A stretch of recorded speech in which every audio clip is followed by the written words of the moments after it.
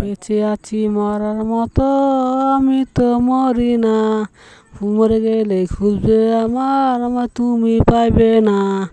বেঁচে আছি মরার মতো, আমি কেন মরি না, মরে গেছো ঠিকই তুমি। ভাই আপনি কার গানটা বললেন? এটা আমার প্রিয় শিল্পী।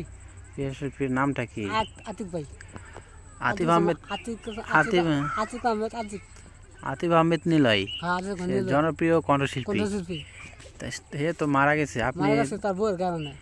কিভাবে মারা গেল? আপনি কি তাকে চিনেন? হ্যাঁ চিনি। কিভাবে চিনেন আপনি? আমি গানের মাধ্যমে চিনি। গানের মাধ্যমে চিনেন? তার গান আমি বিরাট বিরাট বিরাট শুনছি আগে। ও, আপনি তার ভক্ত? ভক্ত আমরা।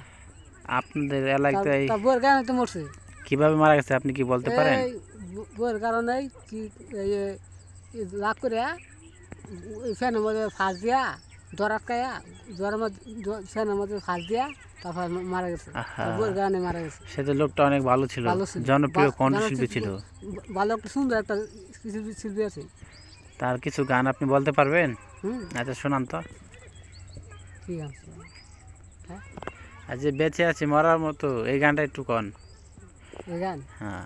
বেঁচে আছি মরার মতো, আমি তো মরি না, মরে গেলে খুঁজবে আমার তুমি পাইবে না। আমি এইটুকুই পাই ভাই। আপনি না তার ভক্ত? ভক্ত। আপনি তো তার সব গান শুনেন? হ্যাঁ, সব গান শুনি। মস্ত নাই আর কি। আচ্ছা, মস্ত নাই। আপনাদের এলাকায় কি আতিফ আহমেদ নিলয় আসছিল শুটিং টুটিং করতে? হ্যাঁ, আমার এলাকায় ছিল। ও, তারপরে পরিচয় আপনার কেমনে হলে? তার লগে দেওয়া হয়েছে আমার। তার সাথে আপনার পরিচয় কিভাবে হলো? গানের মাধ্যমে।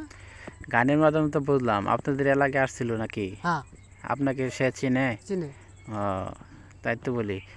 তার গান আপনি শুনছেন, তার অভিনয় শুনছেন, সব কিছু শুনছেন?